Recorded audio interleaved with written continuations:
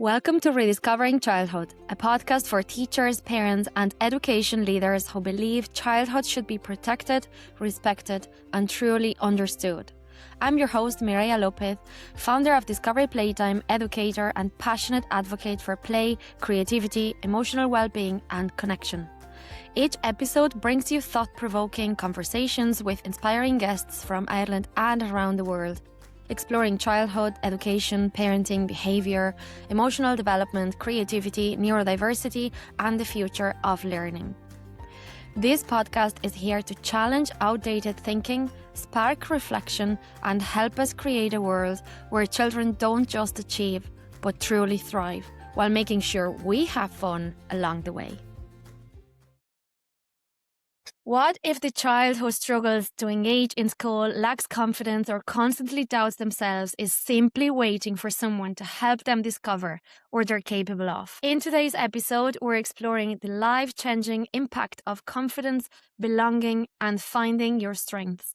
Joining me is Amie Weaver, owner of AW Kickboxing, founder of Baudacia Promotions, female ambassador of the International Combat Organization, and a former two-time world gold medalist in kickboxing. Throughout her youth, Amie won numerous British and English titles, and today she dedicates her life to helping others build confidence, resilience, and self-belief through martial arts. Amie's story is deeply personal, having faced significant challenges growing up, and she credits martial arts with changing the direction of her life. What started as a sport became a place where she found confidence, discipline, purpose, and belief in herself. This conversation is for parents, teachers, and anyone who works with children, because sometimes the most important thing we can do is help a child discover their strengths before they stop believing in themselves. And when that happens, it can change the course of their entire life. Amie, very welcome to Rediscovering Childhood.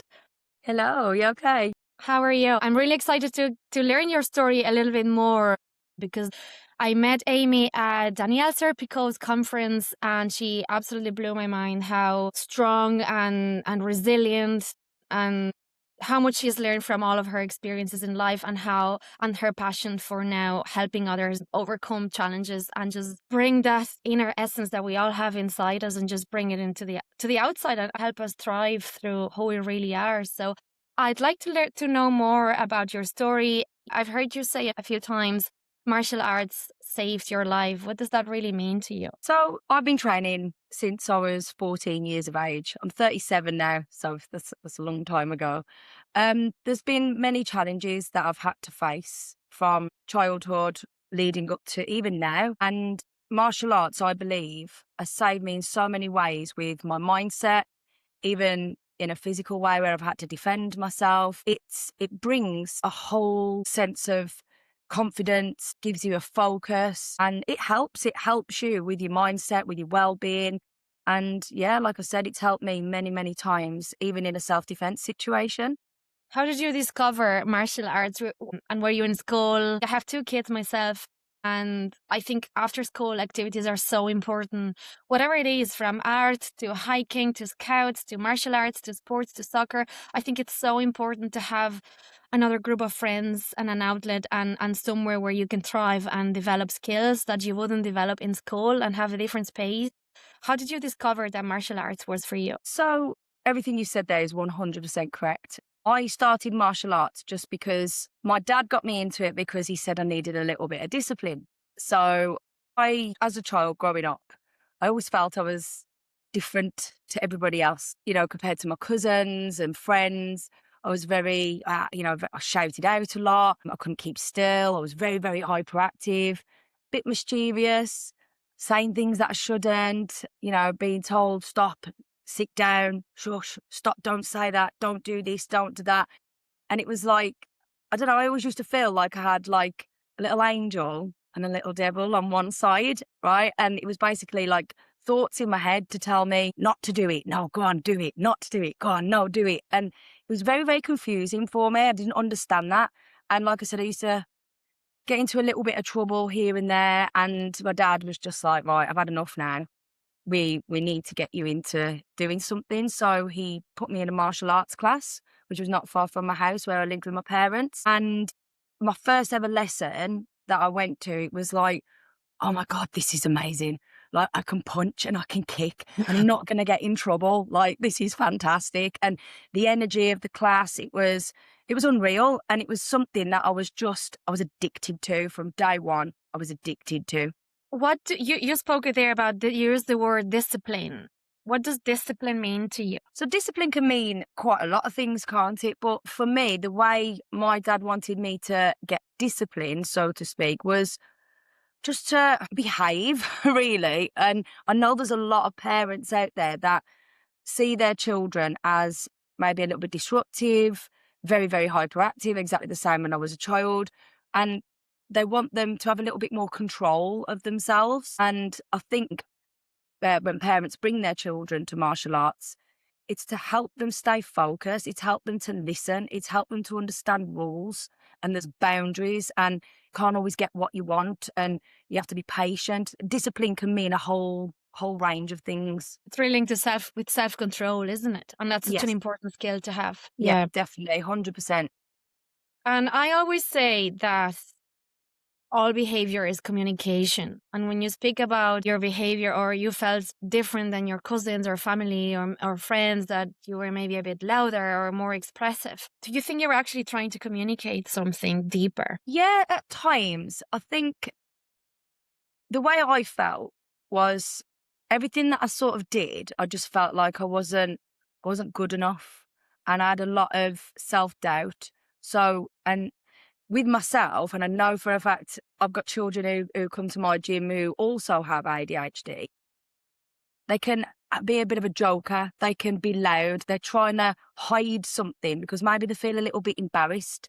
Like when I was at high school, I was always very good at the creative side of things, like PE, graphics, art, drama, the creative subjects. When it came down to maths or English, I couldn't focus because I struggled. Like maths, numbers used to jump everywhere. I used to look at the maths and I'd be like, oh my gosh, I don't know what I'm doing. So instead, you know what? I'm going to mess around. I'm going to cause trouble to get kicked out of class to save the embarrassment. So when you get children, so I used to be a high school teacher. And when I used to have the same similar situations where there'd be children in my class struggling, and rather than put their hand up and admit that they have the confidence to put their hand up and admit that they're struggling and they can't do it, they would mess around instead. They would mess around, cause a fuss, distract others to take the distraction away from themselves. So I know exactly what they were doing because I used to do it myself.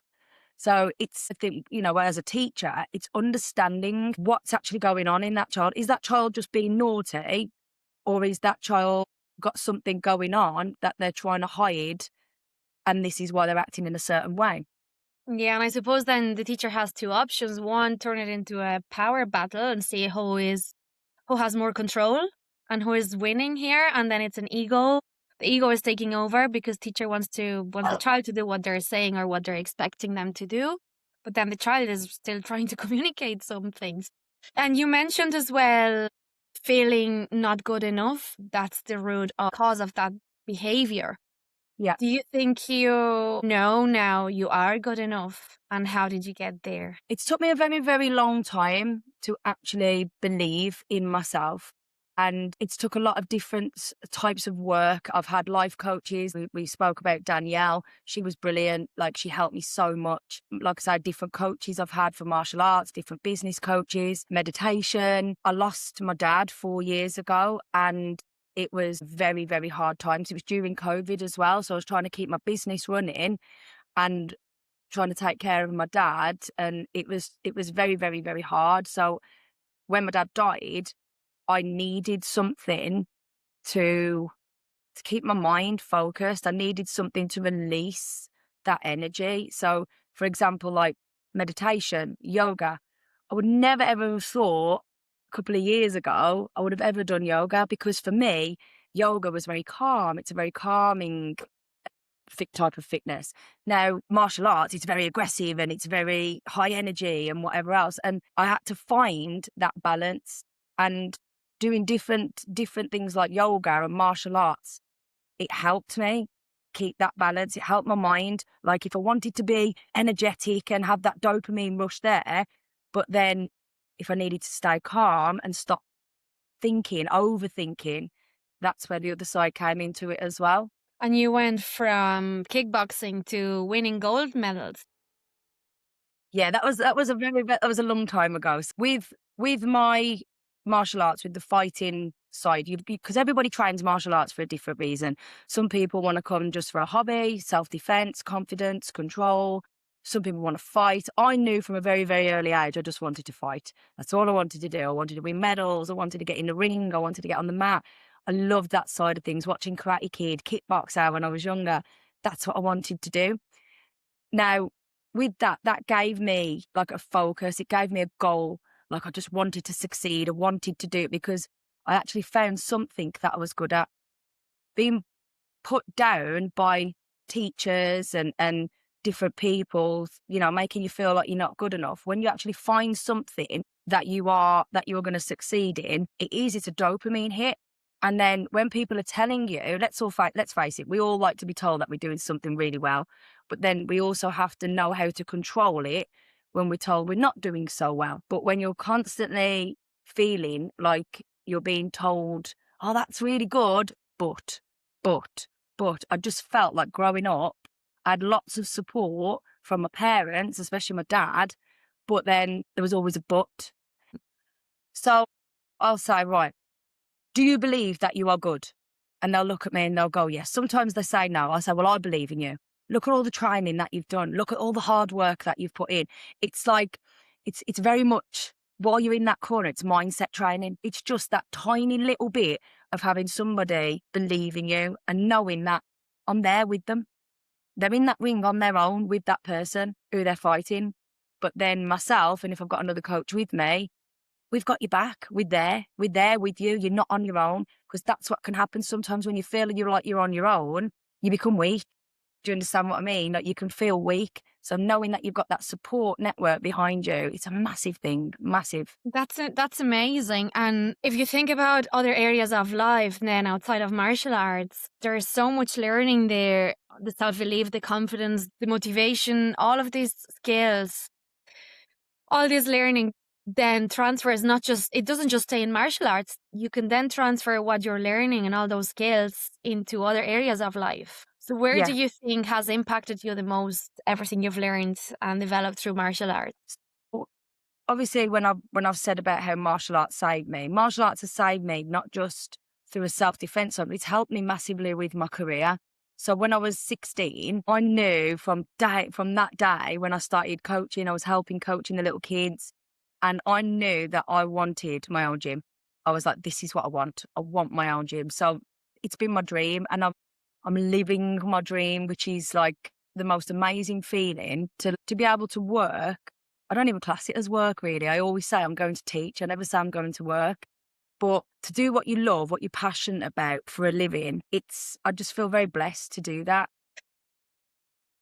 If you show that you're doing martial arts, it shows that you're a very dedicated person. It shows that you're a confident person. So it's helped with confidence. It's helped me with CVs. It helped me get into college because I didn't do amazing in my GCSEs. And knowing that I was coaching and I was good with talking to people, it's the social side of things as well, isn't it? And when people see that on your CV, like they think, oh, wow, like she's achieved this. Oh, she's done this. So it shows that she's dedicated. And that's helped me massively. And just talking to people and understanding people, I always feel that if I meet somebody, we could be two different people from two totally different backgrounds, but I can stand there and have a conversation with somebody and it's just normal. It's making you respect people and not judging them as well. That's a massive skill that I find with martial arts. You get lots of different types of people training together. So you're not judgmental of anybody. I mean, I suppose you do get people that are, can be judgmental, but martial arts brings a whole different side to you. So how does martial arts help neurodivergent children?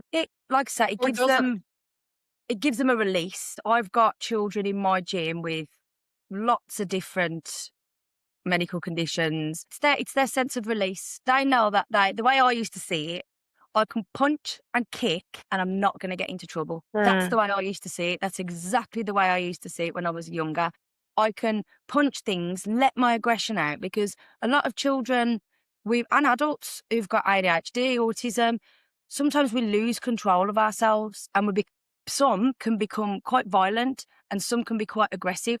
So doing a martial art where you can get that aggression out, it's so powerful for them. So powerful for them. I know when I'm not training, I've got a shoulder injury at the moment. I dislocated my shoulder a couple of months ago. And because I'm not training martial arts at the moment, I feel really lost. Like I feel really, really lost. So I know for a fact when, for example, I know some parents who will punish their children by not bringing them to martial arts and not bringing them, but that's their release. You're going to find a difference if your child You're is a little bit. punishing yourself when you do that.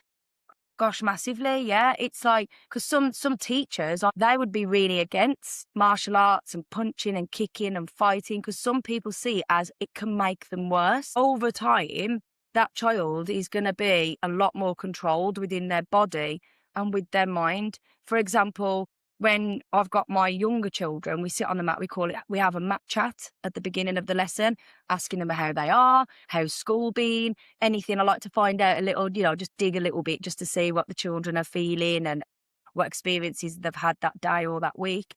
And even just shouting out, I won't answer a child unless that child's put their hand up.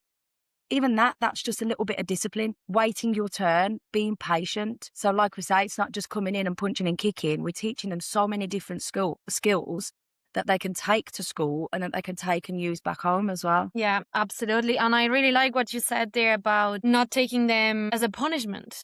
And I know a lot of teachers would do that as well with you're not going out to yard because you didn't do your homework or because you didn't listen to today's session or you were talking throughout this test or whatever it is. And again, as a punishment, when actually that's going to benefit everybody, especially the child. And at the end of the day, isn't that the most important thing, the most important person? And the reason why everything we do is for the child. So they actually need to go outside. They need to play. They need to socialize. They need to release. And then they'll come back and the classroom, the environment will be so much calm and better for everybody. Yeah, massively. And like I say, I've had parents message me, oh, I'm not bringing so-and-so today because he's been really naughty and whatever else. And I think, well, he's obviously got a lot of energy that he needs to get out. You're stopping bringing him training. That child's not going to go to sleep tonight. So you're going to suffer even more. And a lot of parents understand it and they'll be like, yeah, we're definitely bringing them because I need a break, so to speak. But some parents don't understand the other side of what happens as well. It's about understanding your child. I've got children who have ADHD and they tell me I'm always in trouble. There's no point me doing this because I'm not going to be good at it anyway. So it's pointing out the positives of what that child is doing. And then you'll notice such a difference that when that child gets a little shout out card, runs out the door, shows mom, I've got a shout out. I kept my guard up for 20 seconds. Even that's just like booming of confidence right there. And they only did something really little. But then they will remember that. They'll go home. They'll have a good experience at home with their parents because they're on a high and they feel good. They'll take it into school the next day, show their teacher. They're on a high then for the next how many days. And then on their next lesson, they want to get another reward. So they're going to try even harder. Yeah. And what we really want is that the reward comes from within and that it's the feel good. It's how I feel. It's not the batch or whatever. It's how I feel. And that's the dopamine. We all need dopamine. We all have dopamine. But it's about getting it in a healthy way. And then parents not bringing the kids there. They're going to give them screens or phones or devices, which is going to make it way worse. Yeah. And then you're not taking them for sports because you think, they're going to enjoy it, but you're giving them a device at home, which makes no sense because what is the point of that? And it just makes it worse. And then we're in that cycle, then in the dopamine cycle, unhealthy dopamine cycle of screens. And then you punish them, then they're angry. And then they go to school, sit down for 6 hours. There could be, if there is additional needs, they could be masking, they could be just holding themselves all together until they get home. And then they explode when they get home. And then they're told, stop. Yeah. Don't shout, don't do these, self-control. When they've been doing that for the last 6 hours, they couldn't go outside because they didn't do their homework. And then you don't let them go to their after school where they can actually let everything go. Like, Yeah. that is awful. It's like I've said, with keep using this term, martial arts saved me. And I know for a fact there's so many people out there that feel exactly the same. It saves you in so many ways. It saves you getting into trouble. When my dad put me into martial arts at 14, I was getting myself into trouble, hanging around with the wrong people, getting easily influenced.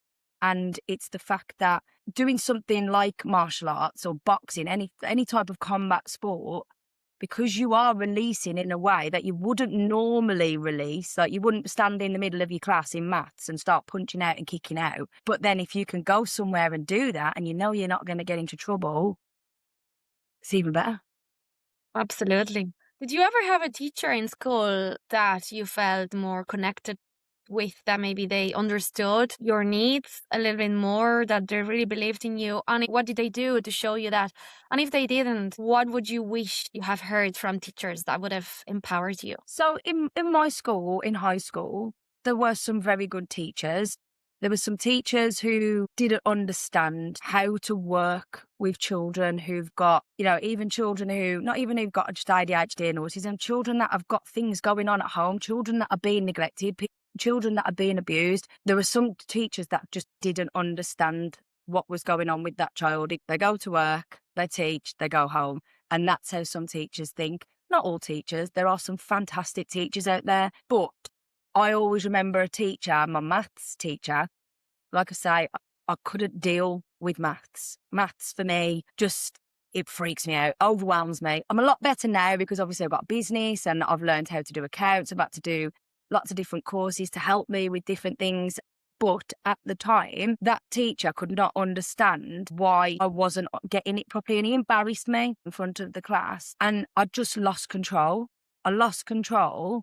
I did something really silly in the class and I made myself look quite aggressive. But it's because I was embarrassed. It's because I was embarrassed of what the teacher did in front of everybody. People were laughing at me.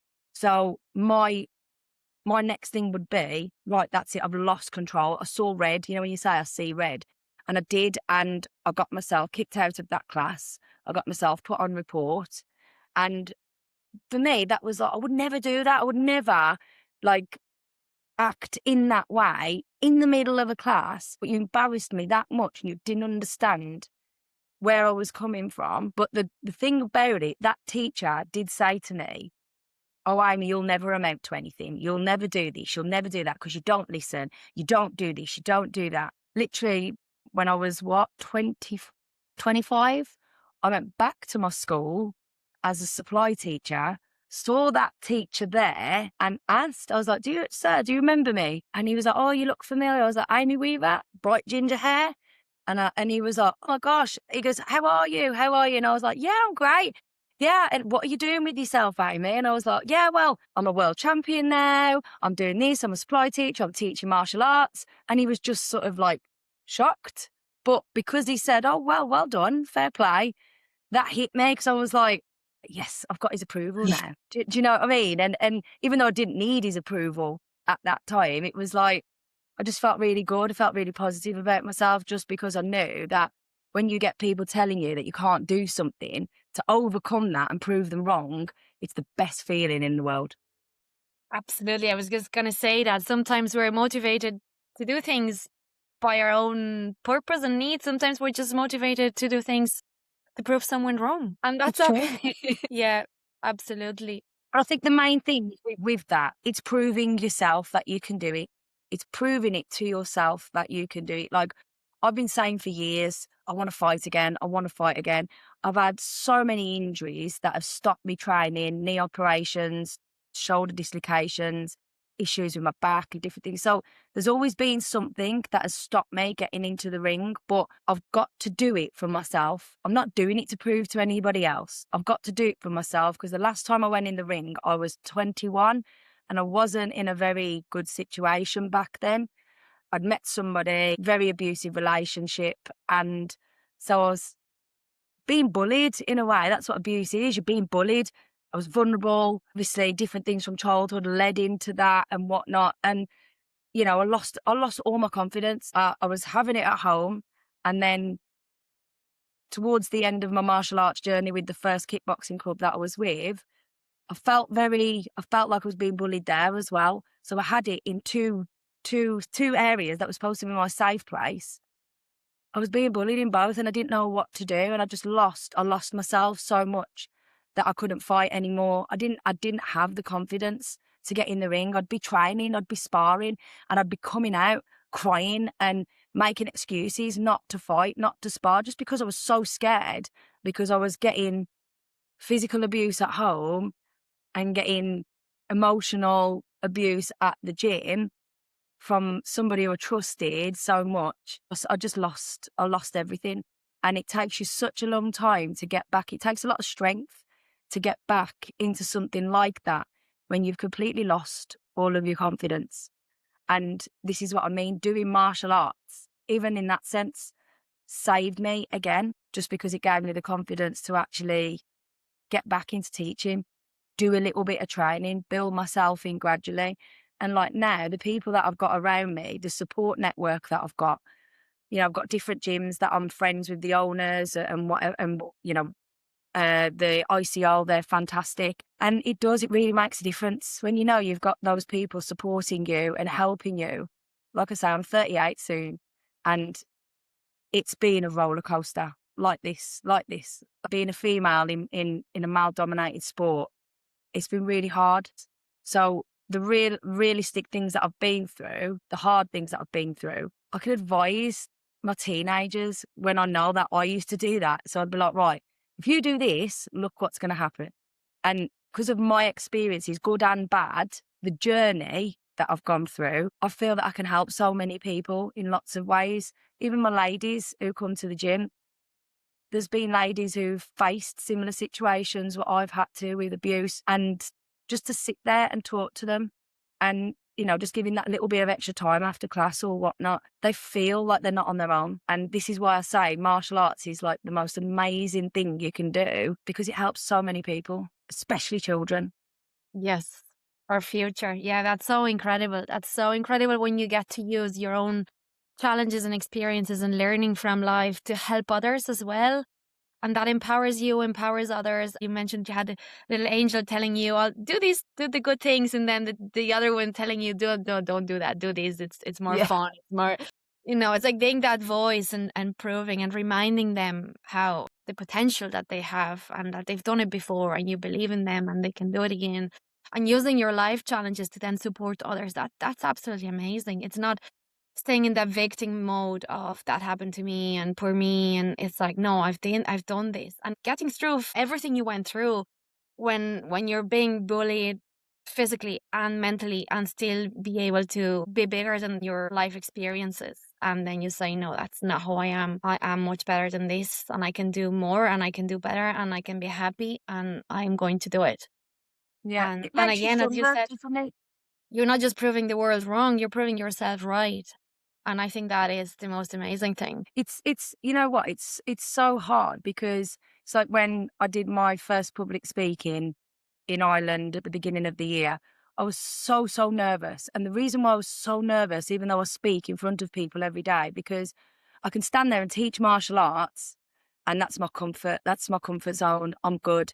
But to stand there and be open about your challenges, about your traumas, things that you sort of put to the side, but you're being open with it. It's a massive thing to do. And this is what I say to my students. Look, if there's things that you want to talk about, let's talk about it. You can speak to myself, you can speak to the other coaches. I've got some brilliant senior coaches and junior coaches that are really, really good with the children as well.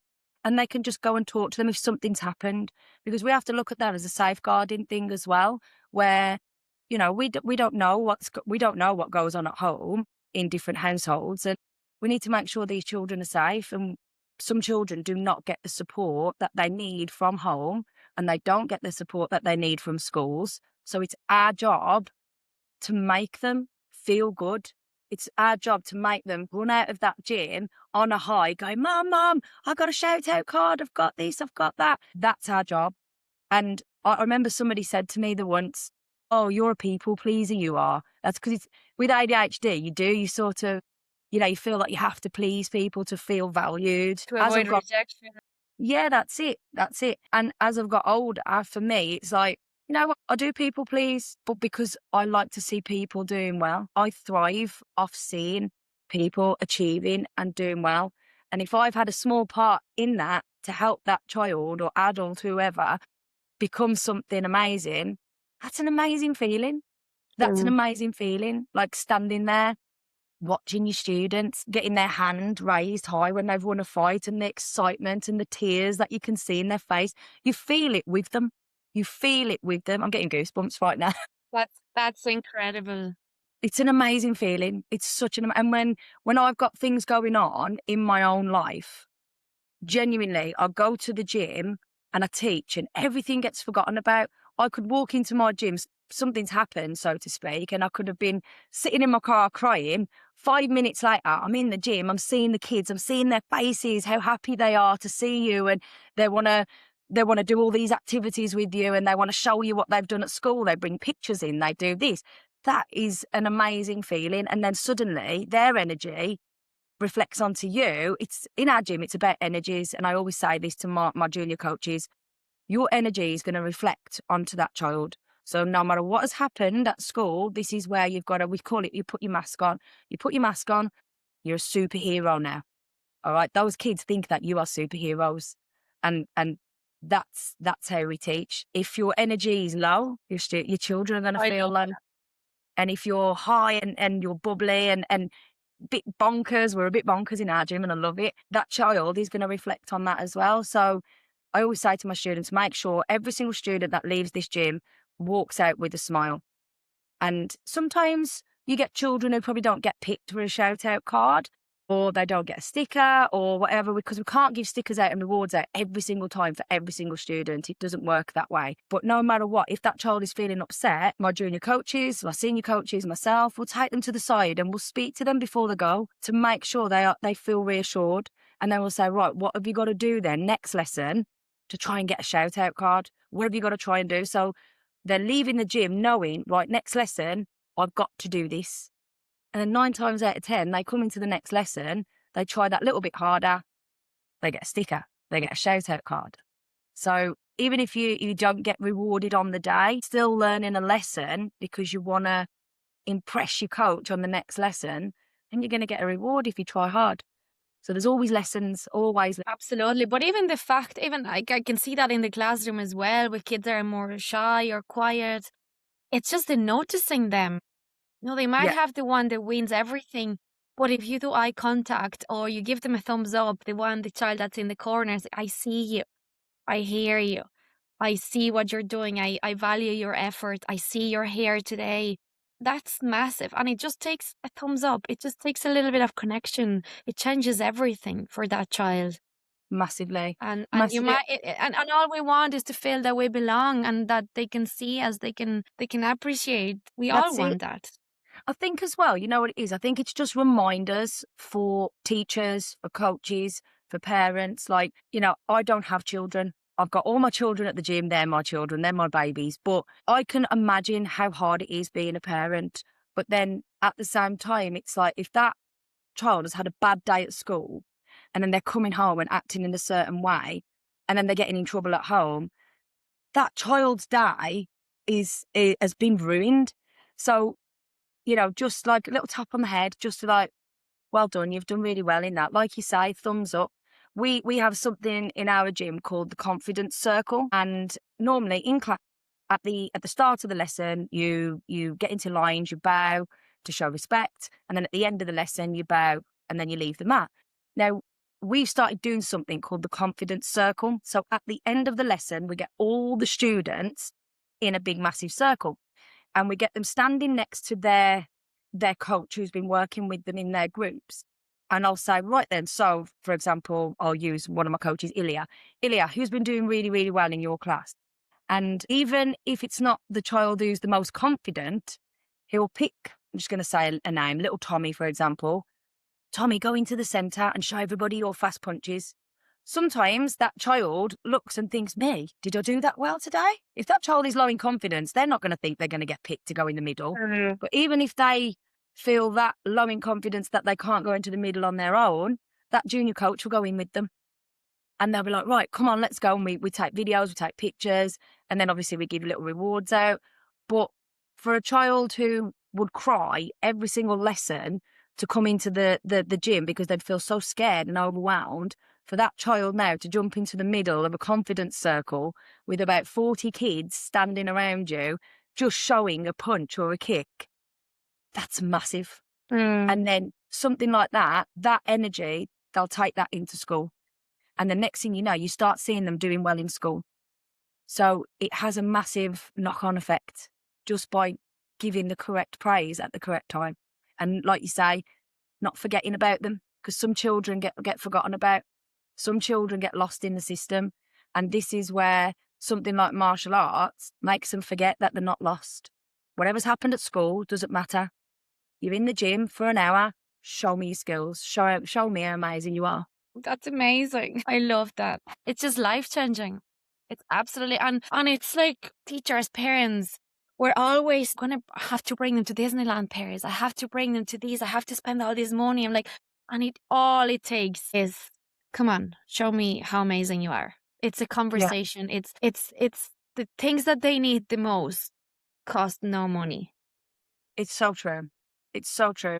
It's just a bit of fuss. It's a bit of Yeah. love. They just need to know that they're doing something right, because you get children who are naturally talented at everything. I've got some brilliantly skilled children in my gym, and they get praised a lot, because they deserve that praise.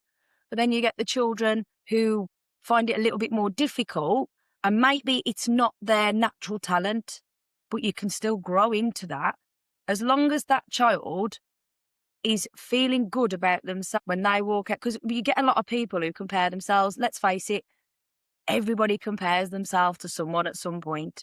And it's good to have, the children who've been there for a while and they're setting an example. This is what you can be like.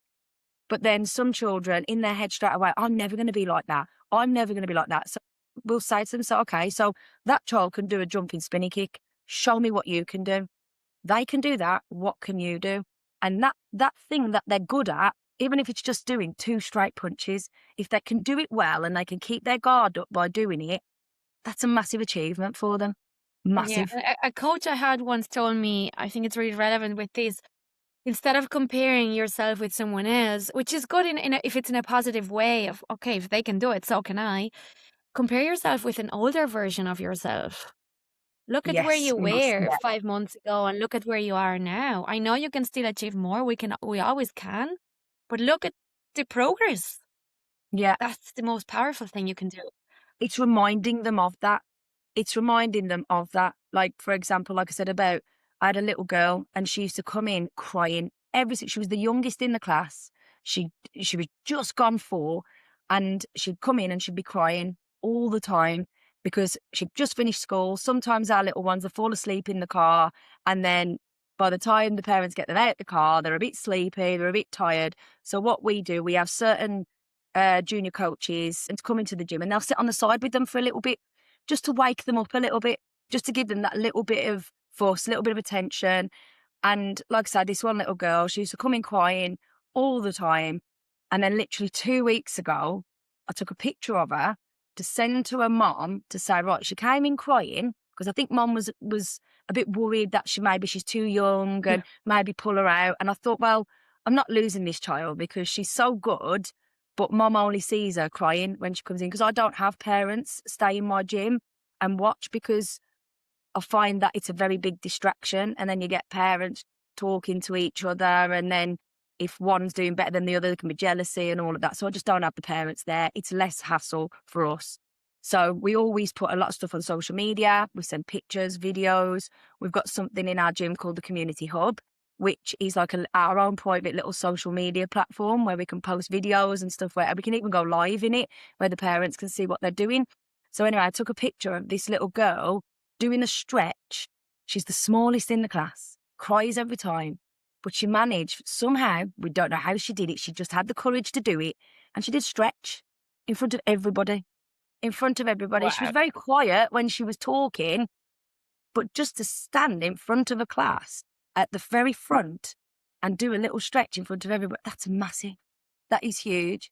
And then when I took the pic, showed the parent, look, she came in crying, but then this is what she's achieved today. The parent was over the moon. The parent was over the moon just by doing a small little stretch at the front. And there's no better feeling for a parent as well to know that their child is learning, but also feeling comfortable, and you're pushing them out of their comfort zone safely. For me, Yeah. that's like that you earned my trust as a parent. Yeah. And it is, and that's the main thing. You've just hit the nail on the head there, trust. No matter what you do, you have to be able to trust in the people or the person, the coach that you're working with. You have to, the teachers at school, you have to have trust in them, because if not, soon as, like, I've had my trust broken a fair few times by people I really respected and really looked up to. And it takes a long time to get that trust back. And especially, like I say, those children who have ADHD or autism, they don't forget that feeling of somebody feeling like they can't trust somebody, but then they also don't forget the feeling of somebody that made them feel really, really good as well. Absolutely.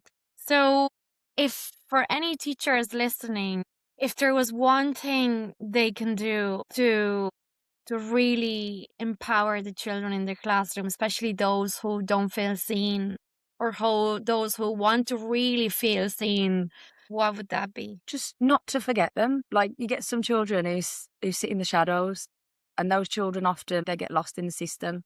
And just by getting lost in the system, so to speak, and sitting on the side, being very quiet, that can have a massive impact on a child's life.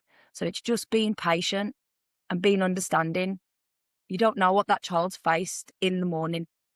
You don't know what's happened on the way to school for that child to be very quiet, not focused, or very loud, trying to hide something.